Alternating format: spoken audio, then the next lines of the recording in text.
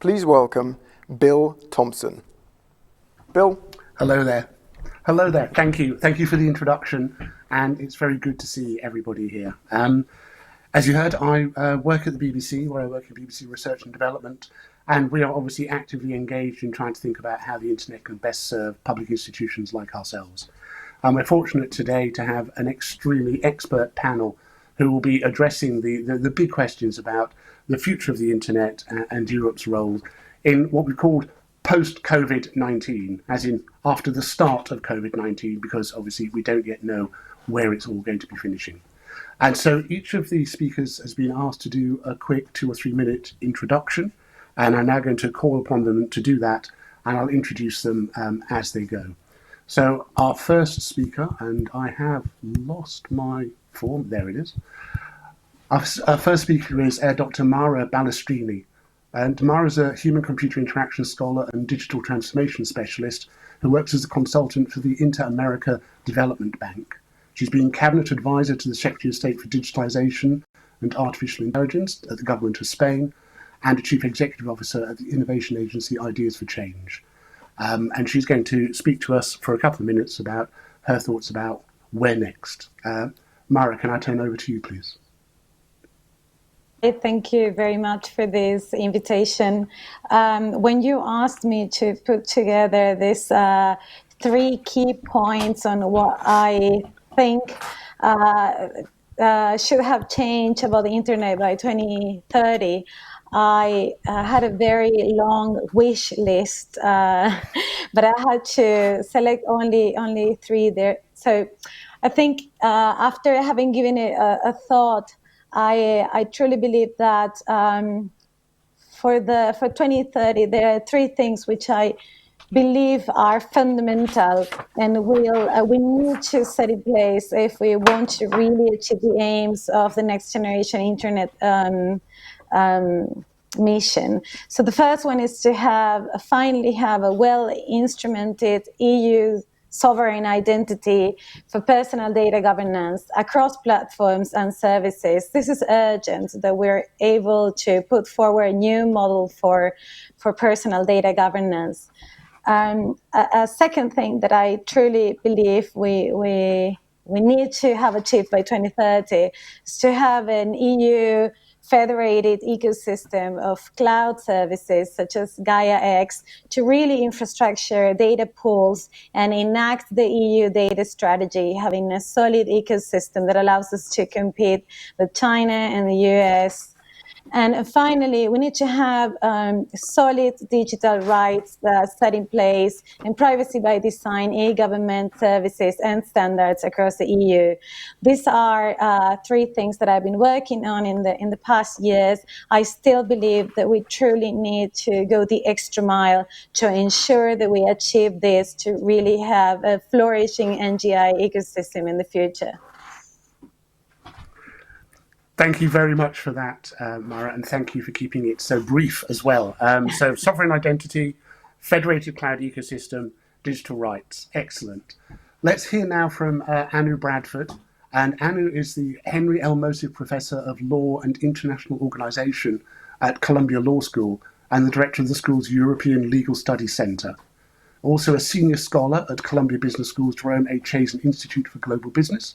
And she's the author of the book, The Brussels Effect, How European Union Rules the World. And Anna, if I could ask you, what are your 3 things you think should have changed by 2030? Thank you, Bill. Hi, everyone. Great to be here. So I would start from the fundamental goal, which is that the internet should be supporting and not suppressing democracy. The second, how do we get there? So what we need is a sustained commitment from both the technology companies and the governments to engage in the kind of technological innovation and regulatory innovation that will help us accomplish that goal. So what would be an example of that? I think the General Data Protection Regulation outlined an important principle, which is privacy by design. The way that we are urging the technology companies to develop their products and services and platforms so that they incorporate all these regulatory goals. And that is something that we want the technology companies to do, that they take the responsibility to find a way to curtail, for instance, disinformation that is blatant everywhere online. But it is not enough to leave this to the technology companies. We need democratic accountability and we need good, effective regulation. And there I'm looking to Europe for leadership. Europe has shown that it can have tremendous global regulatory clout. It has the values that can sustain the kind of regulations that we can be quite comfortable in penetrating the global marketplace, at least when we compare to the alternatives.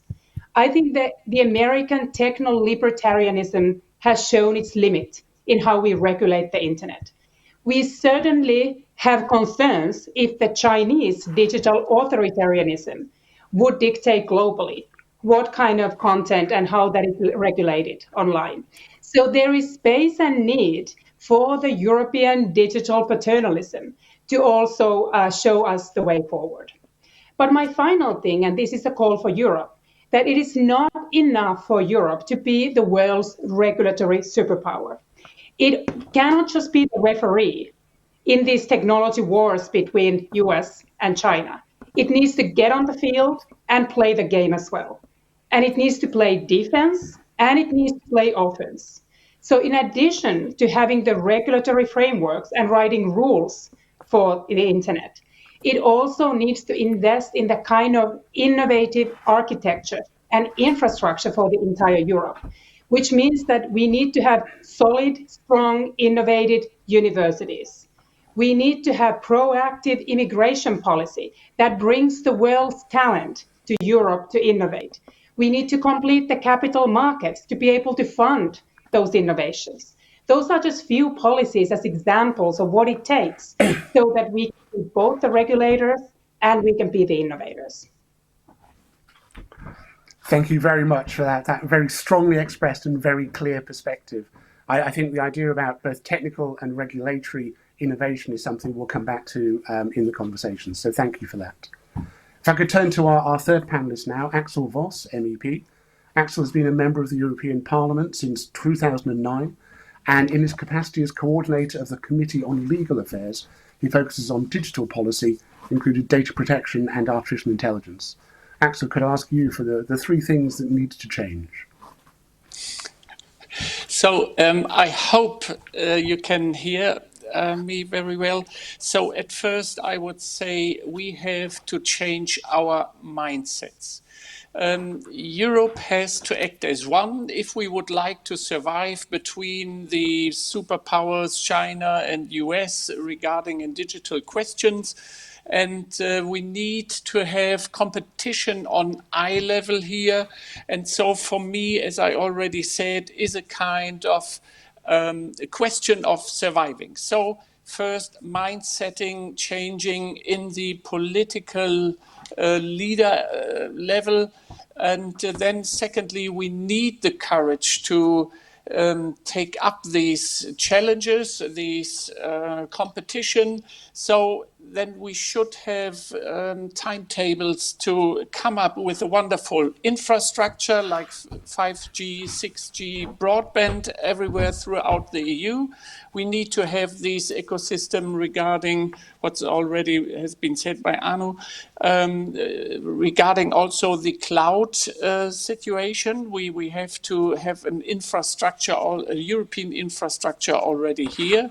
And that's what Mara already also mentioned, is something we shouldn't stop at a kind of a regulatory level in defending everything what we have and just having the aim of coming to a situation what we already consider that should be the case, like digital sovereignty, protecting privacy, protecting data, and so on. If we are standing still or just concentrating on these points, we will not succeed. And therefore, I'm asking also for setting more priorities in this digital world. If this might be 3D printing, artificial intelligence, smart farming, green tech, or whatever it is, but we need to come forward in having also priorities. And if we are not dealing here and acting, and this is very important that Europe act to has is one, we won't compete with the other regions. And if we have a kind of a standstill regarding transferring data from one member state to another member state, this won't be a kind of a step for successful facing the problem. So that's why we have to come forward. We need more courage, and I hope that also throughout the political fragmentation, what we are facing everywhere, we should come forward with setting all these together. And then I would say we are on a wonderful way forward, and that we can compete if we're concentrating on a few things. Thank you for that, Axel. And again, thank you both for your brevity and your clarity.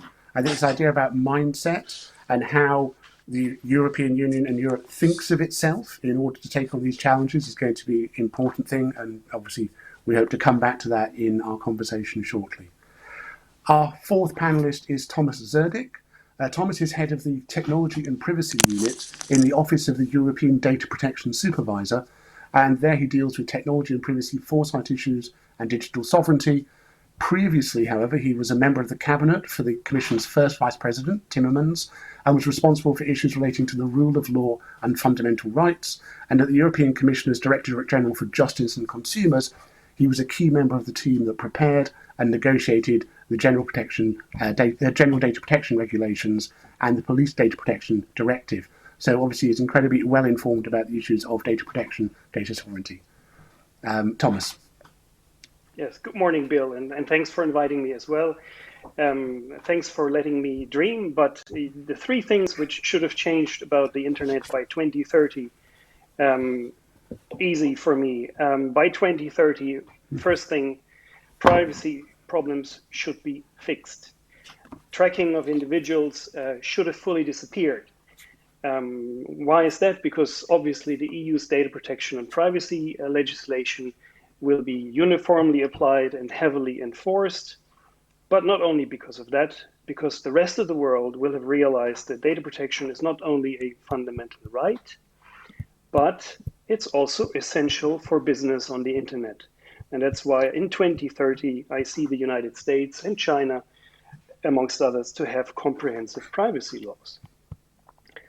The second thing I see by 2030 is that our digital way of life on the internet will have matured and, where necessary, corrected to be a European digital way of life.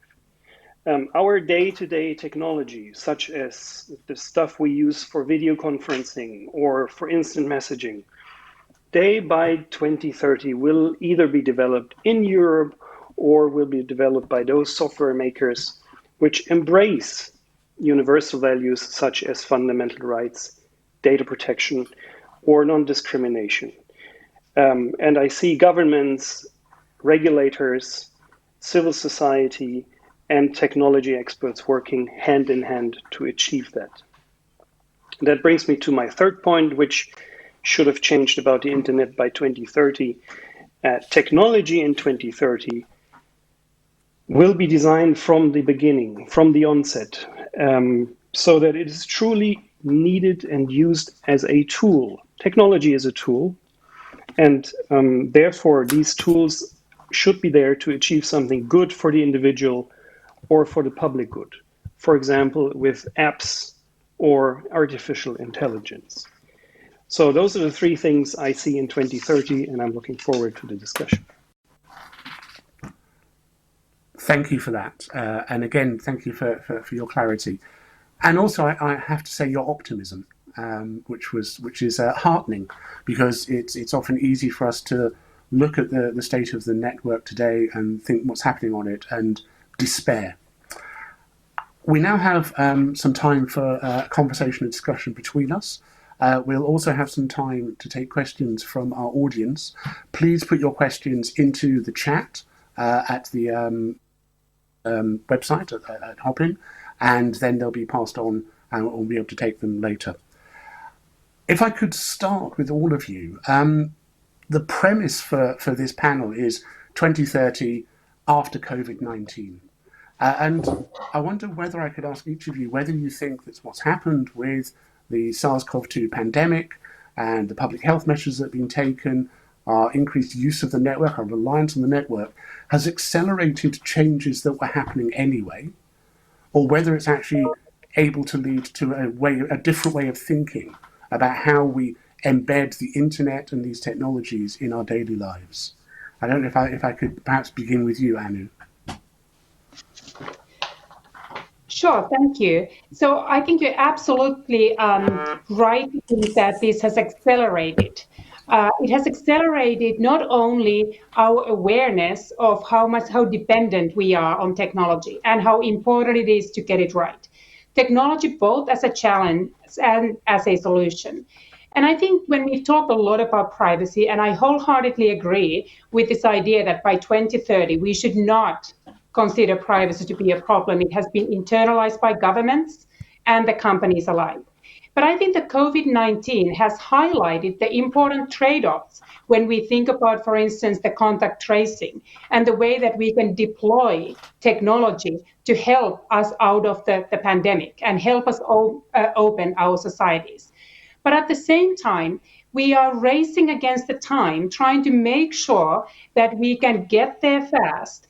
But we also need to be aware of the privacy implications and how do we go about it, and how we also realize that some of the choices that we are making about those trade-offs now at the time of emergency, they can be entrenched in the regulatory structures as countries around the world are rewriting their laws in order to rethink the role of technology as a solution. So I think in many ways, yes, it has really brought that trade-off right to the center, and also given more responsibility for Europe to articulate what is a privacy consistent way to make sure that we can deploy technology in a way that we are not introducing additional and new harms when we are trying to advance some of the critical social policies that the societies are facing.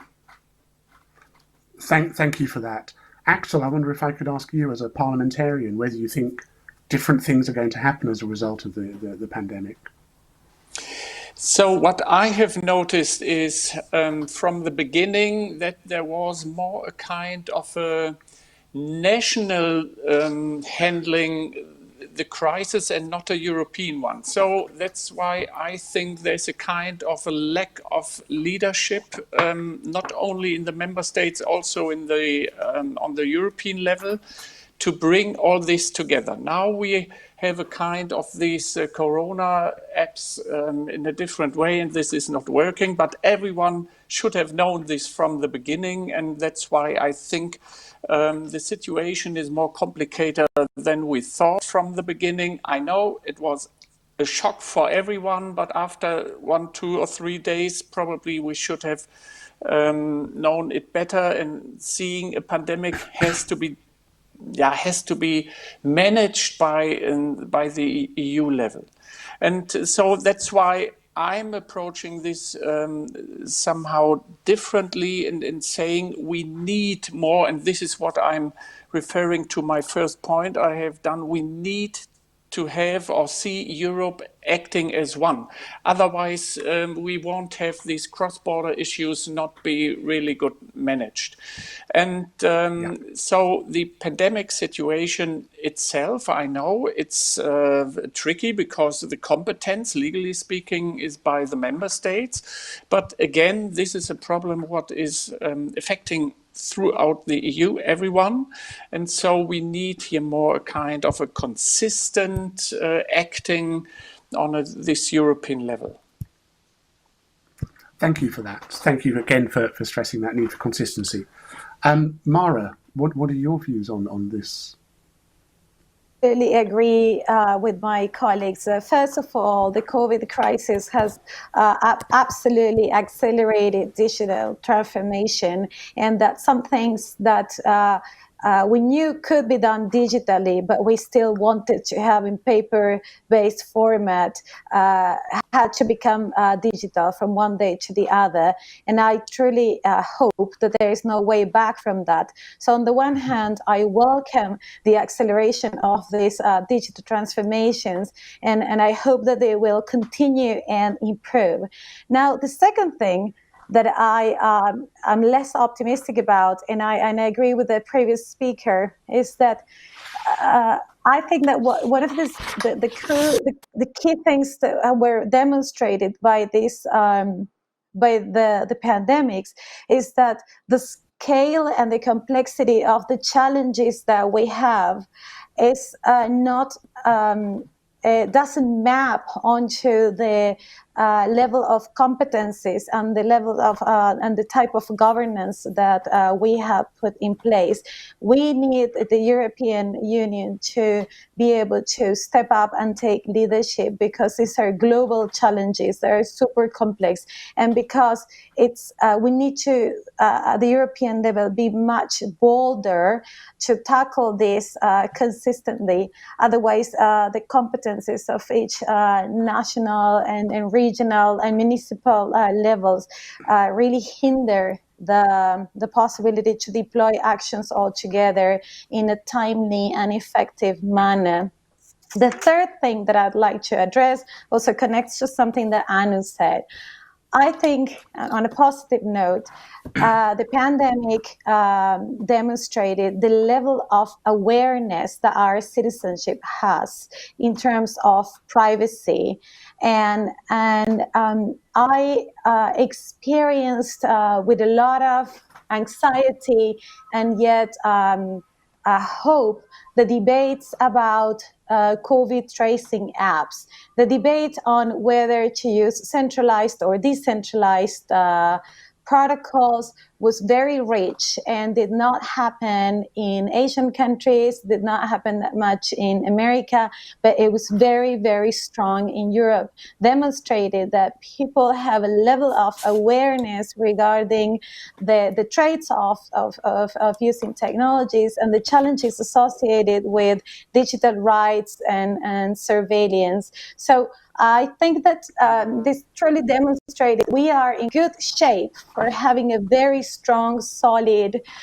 digital ecosystem that is privacy enhancing, that is democratic, and that can put a stop to surveilling capitalism and other effects that we really need to tackle.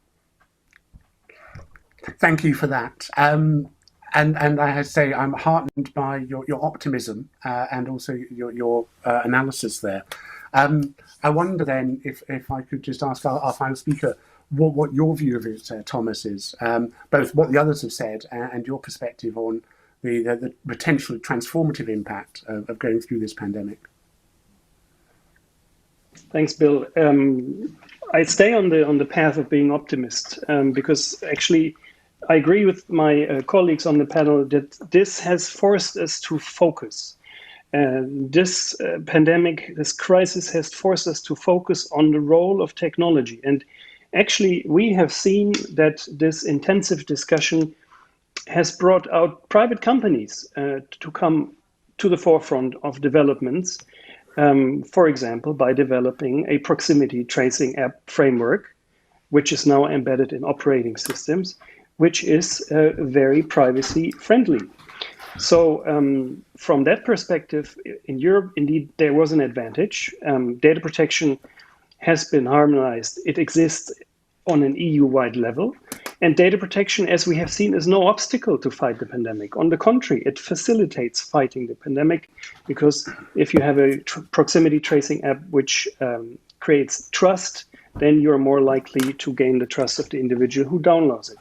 And I think regulators such as the European Data Protection Supervisor, we have reacted very quickly with a lot of advice to help these companies and the governments to get on track.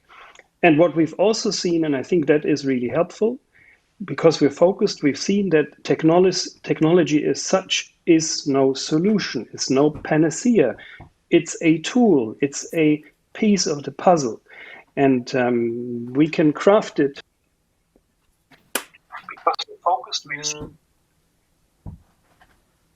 We seem to have lost Thomas's connection there. I hope the others can hear us, and I hope that he manages to reconnect shortly, because he was just getting into the interesting bit while we're waiting for him to return, and I'm sure he'll express his frustration. I'd like to build on what he was saying about this idea about sort of, and you've all talked about privacy. And you're back, Thomas. I don't know if you want to continue with what you were saying briefly before we move on, or have you reached a point where you can stop? I think I'm okay. Thank you. Okay. I was going on to raise a separate question, which is, all of you have talked quite eloquently and sensibly about privacy.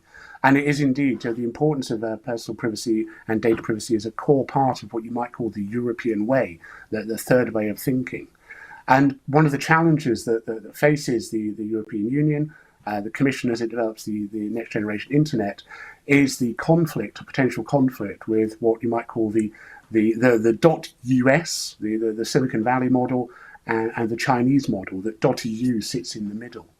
And I'm wondering, if we look towards 2030, if you look over the next decade, what chances we think of that model actually succeeding in the way that Anna referenced, that Axel referenced, or whether the pressures will be so great that we'll actually just have a smaller European framework, but it will not be able to stand against the others. I don't know who'd like to kick off on that.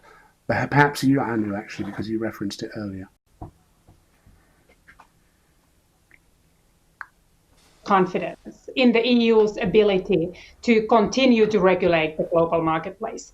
And I think the GDPR is a prime example of that. So not only we have the global tech companies, whether we talk about Facebook or Google or Apple or Microsoft, adopt the GDPR as their global code of conduct and as their global privacy policy.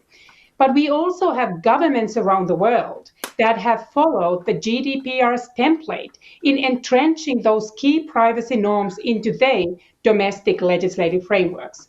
And they do it for several reasons. But one of them is that there is a widely shared understanding that the European values that are guiding the GDPR are something that can be followed and endorsed by governments around the world.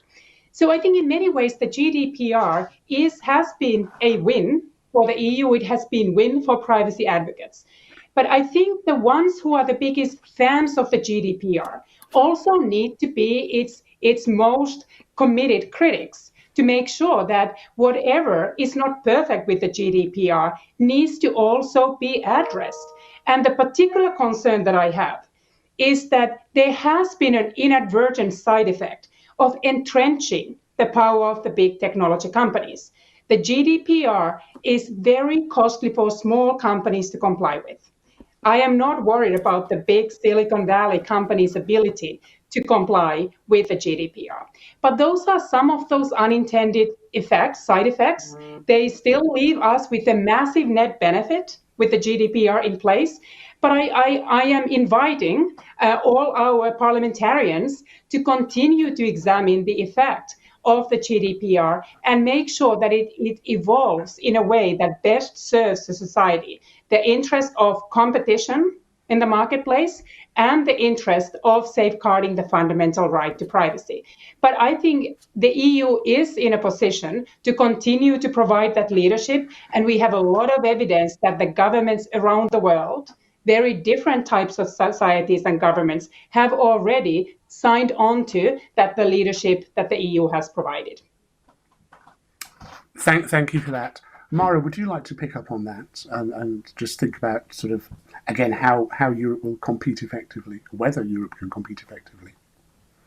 I agree with Anu that the leadership of Europe in these topics worldwide is undeniable.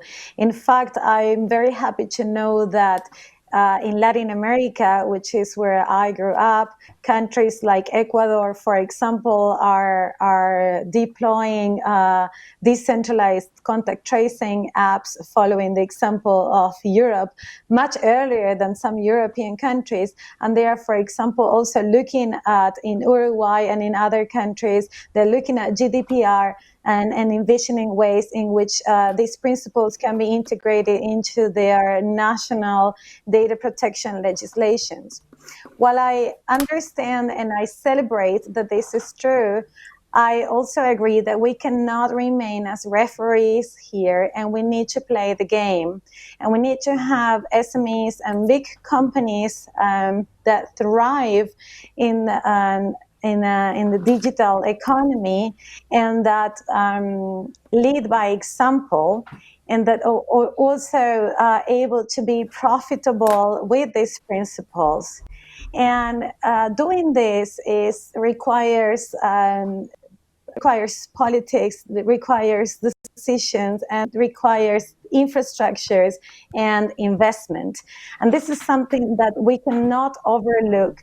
It's not enough with just the conceptual and the legal frameworks. We need the companies, and we need to be able to compete, and also we need to have a critical mass of citizens that are happy to consume and willing to consume these services because they're fair, because they're better, and willing to pay the price of this. And obviously, we don't have a lot of time to do this. We need to move fast, we need to invest, and we need to create the ecosystem, the solid ecosystem, as soon as possible, and create the standards so that this is done effectively and this is done at scale. Thank you for that. And what I hear in there, coming deeply from your heart, is a call on European politicians to deliver on those things, to deliver that framework, to deliver that innovation. So Axel, how are we going to do it?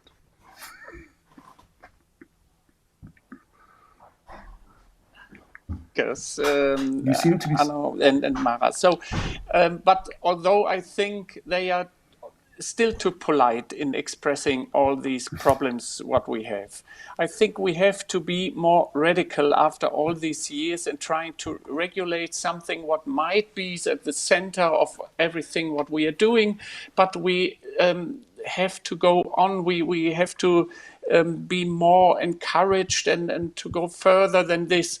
So of course we can be self-satisfied what we have reached with the GDPR, but we know, and this was expressed earlier, we know already where are the deficiencies.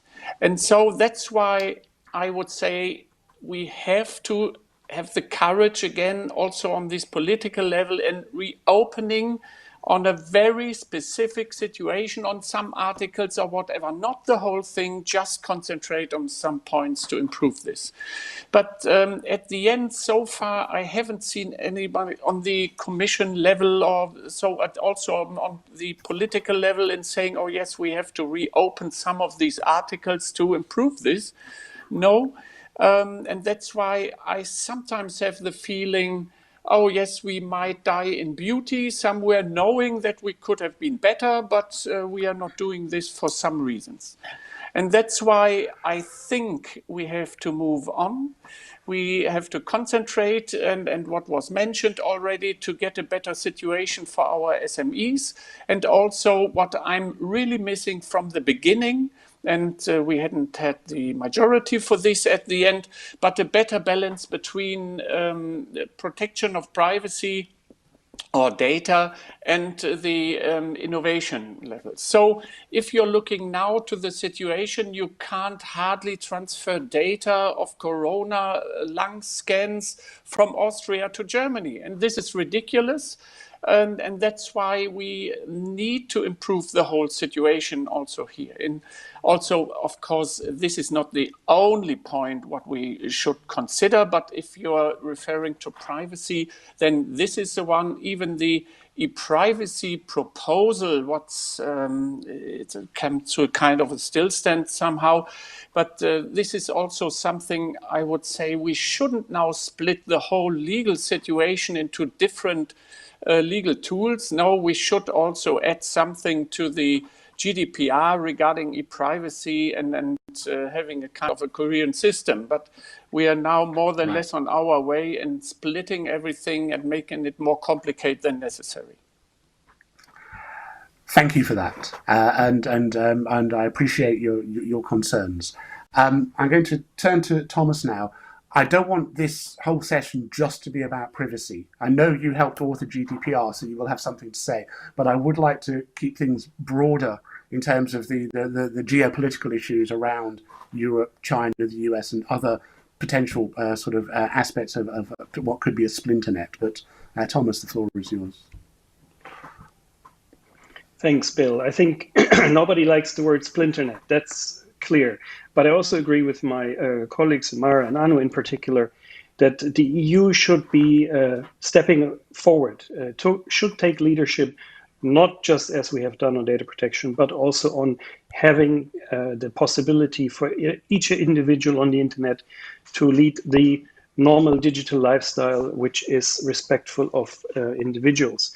And that means not just saying, okay, we've done the GDPR and we're good. No, on the contrary, these rules and all the other rules need to be enforced on the ground. They need to be enforced on an EU-wide level, not only for personal data protection. It's the same for products. If your product isn't safe, then the EU rules already today require that this product cannot be put on the EU market. And there are authorities which control that. So our job in Europe is, on the one hand side, to make this happen for our European citizens, but also to convince the others around us in Latin America and Africa, in Asia and America, that this is the better way to do it. Because we can't have products or services which don't comply with our European expectations. We need to work on this. Thank you. Thank you for that. And I think that it feels very strongly, I get the sense from all four of you, that there needs to be EU-wide debate and discussion about the regulatory frameworks that will bring the union together to allow it to be strong enough to withstand pressures elsewhere. But also, you're all constantly referring to the need to support innovation, to support technological development, to have things happening within the EU that are themselves sufficiently innovative. And I wonder if we could turn to that now. We had a question. We have two questions which I want to use to frame this conversation. One is from Monique Callisti, and it was specifically for Anu, but I think it will apply to all of you, who pointed out that regulation moves way too slowly when compared to the pace at which technology is moving. We need to find an approach that speeds up the way in which policymakers can keep up the pace. And then we also have a comment from Derek Alton, who says, what are the incentives and business models we need to adopt or enhance to build the future? How do we raise their prevalence? And this speaks to the point that Anu made right at the start about the need to combine regulatory innovation with technological innovation. And I wonder who has thoughts about how we can square that circle, how we can make that happen. Perhaps I could start with you, Mara. Both questions are very interesting, and I do agree those are key things. I mean, to start with Monique's question, how to speed up regulation. Well, I think that's it's a valid concern, but it's also very dangerous. I mean, I don't expect regulation to move as fast as technology innovation. I think regulation has an enduring performatic effect on society, and I do want our policymakers to take the time to make holistic evaluations of the impacts on technologies and alignments with the values of our societies, so that we have solid and enduring regulations. I do believe, though, that our technology ecosystem can be more effective at including ethics within the process of technology design. And this might be a way to ensure that the products that we design and deploy take into account the values of our society in a much more proactive way. So why not just shift the way we think about this, and instead of thinking that technology will break things and then afterwards regulation will appear to kind of try to fix those damages, why can't we think of a much more human-centered approach and a value-driven approach to technology design that will somehow balance this interplay between regulation, values, and technology design? I think we're seeing this in a number of projects around fair artificial intelligence, and a number of EU-funded projects that try to create models and methods for technologies to take into account ethics and fairness in the process of design and deployment of technologies. Building on the second question, this has to also be represented in the value models that we have, in the business models that we have. Sometimes I see very well-intentioned technology designs that then go into marketing and end up being, the principles end up being crushed by marketing and business models that are not aligned at all with the ethical principles behind the technology. And this is very problematic. This is one of the main problems that we have with surveillance capitalism. So also what I've just said applies to the types of business models that we allow to proliferate in our markets, and how we may be able to use both regulation and value-driven design to inoculate the business models. And this requires best practice, and this requires business models that are ethical and profitable and create value, economic value, and social value. We need more of that so that they can act as case studies and examples that others can follow and build upon. Thank you. That idea about value-driven design, I think, is a really powerful one. Thomas, would you like to respond? Would you like to pick up on that? Yes, from experience, again, I would agree that regulation is too slow. I think what we need is that we have legislative texts which explain principles and which are technology neutral. You can't expect a new EU law to be adopted for every new technology which comes around the corner suddenly. And don't forget, legal certainty is also very important. So you shouldn't change the laws in place too often and too quick, because companies and individuals need to rely on the principles which are in there.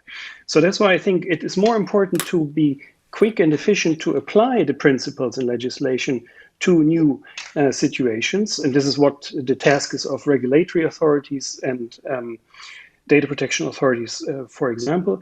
And more importantly, to make sure that legal obligations such as data protection by design come into play. Because if you develop a new technology, the next big thing in your garage, that's great, but you should do it knowing that there are certain limits and possibilities coming from, for example, privacy protection and other ethical values and fundamental rights. So I think education and awareness amongst those who are the technology inventors, that is important.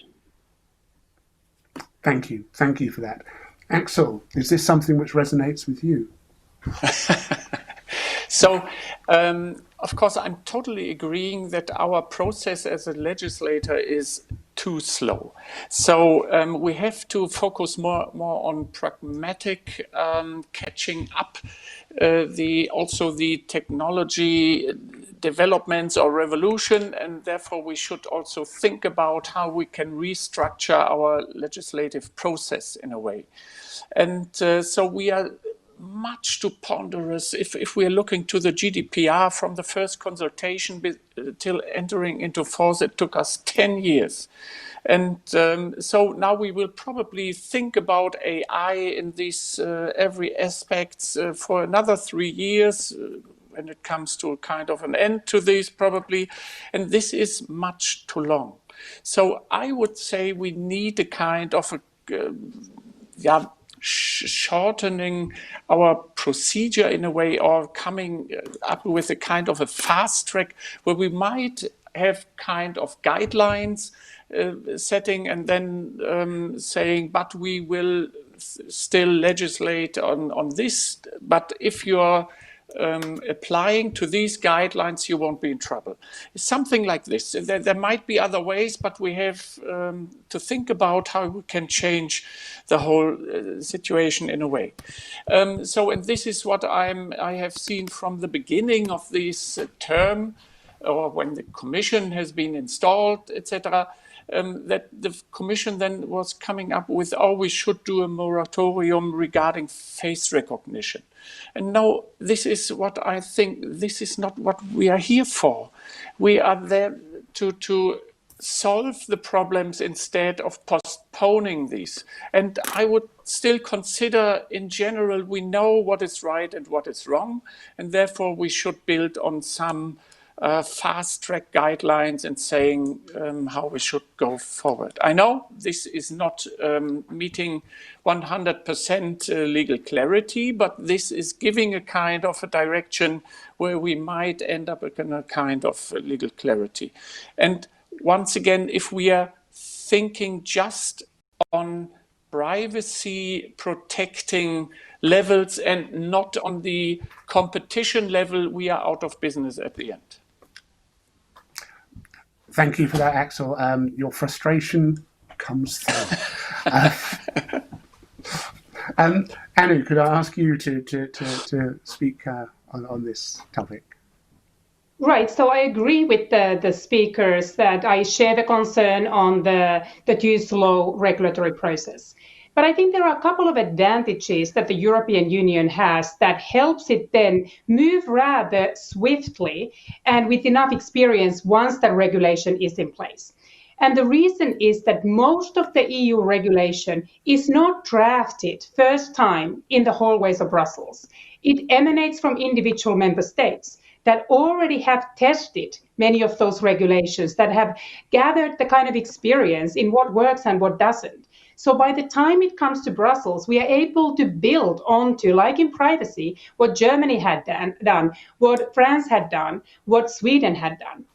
And this is some concern that I have about the regulation of AI. I am eagerly awaiting the Digital Services Act. I guess everybody else is with me there. But I am also slightly nervous because right now we are trying to do something where we cannot build on the foundation of the experience from the member states. This is completely new. That doesn't mean that the European Union should not act. And it feels the urgency to act because you cannot afford to wait for 5 years to have the right regulation in place. The EU would have missed the boat and the others would have set the standard. So there is a trade-off, but there's a reason the European regulatory advantage has prevailed around the world. And that is not because of the speediness, but with the sincere ability to try to get it right. Building on the experience, on the failures, on the successes on the member state level, but also having to reach a compromise among member states that don't share all the preferences, that don't share the same societal structures, which means that often these regulations are drafted in a somewhat more flexible way. So these regulations also would not need to be revised and rewritten in their entirety too often.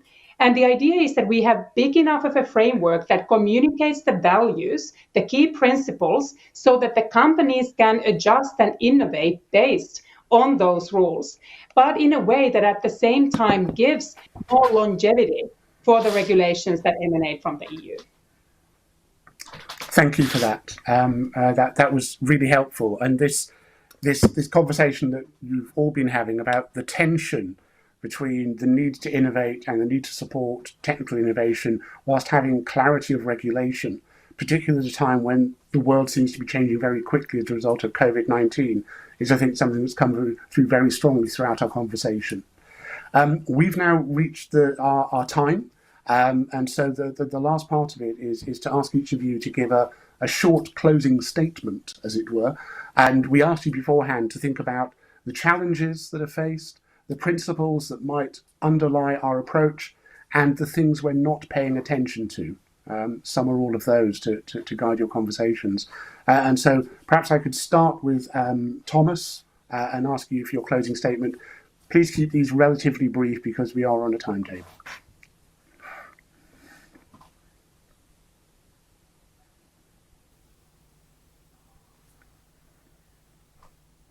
Sorry, I've lost you. An approach? Can't hear you. Thank you. Could you start again? Okay. Thank you, Bill. I'm confident we have learned something today, that we can remain optimistic when it comes to technology. I'm for sure, I think the European approach is it's on a good way. The compass for all of our activity is the EU Charter of Fundamental Rights, which puts the individual and the protection at the forefront. And I think that will help us in defining our way in this new post-COVID-19 world. Thank you. Thank you very much. Axel, would you like to go next and summarize? Yes, thank you. So from my point of view, once again, we need this courage to come forward, to compete with other regions in the world on eye level. And therefore, privacy is only one point. It's the first point, but and we have to focus on this. But now it's time also to balance the other challenges. And this, of course, is something what we should have in mind. We are in a sandwich position between China and the US. And therefore, to come out of this sandwich position, we need to have a kind of a clear future-orientated line. And this is so far, I can't see this on the European level, but I have still the hope and I'm confident that we might reach it better than it is right now.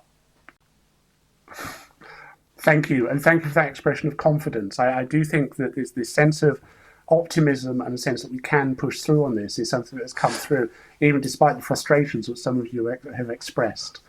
Mara, would you like to sum up for yourself?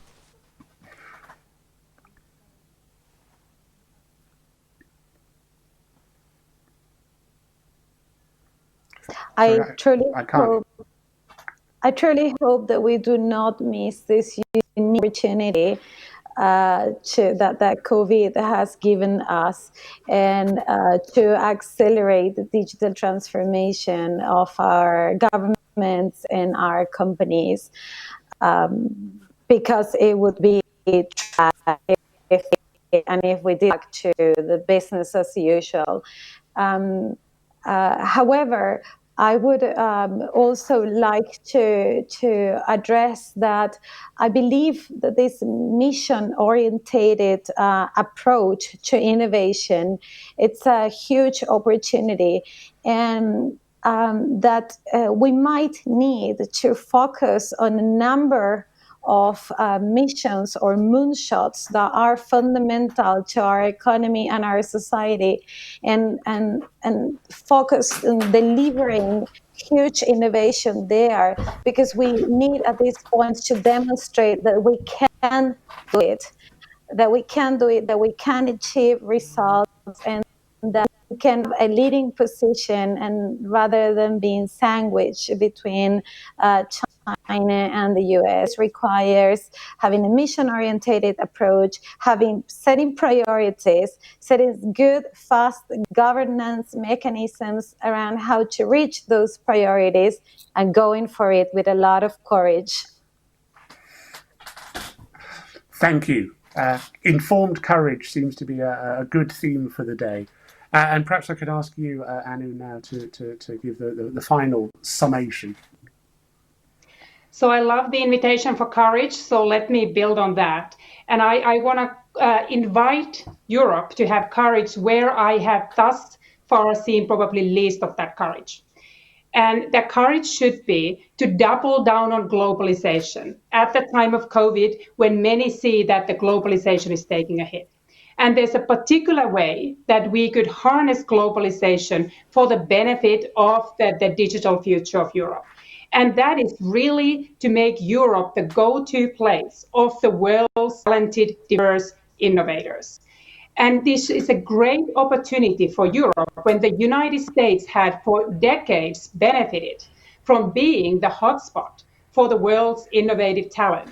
And now the United States itself, with this government, undermining that foundation by restricting the immigration policies, making it harder for the world's talent to come to places like my own Columbia University. Europe should be following the countercurrent, rolling the red carpet, and making sure that all that talent comes to Europe, finds this the home and hotbed for the innovation. So that is my invitation for Europe's ambition and courage.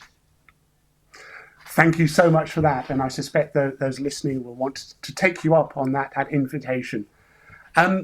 We have to close now.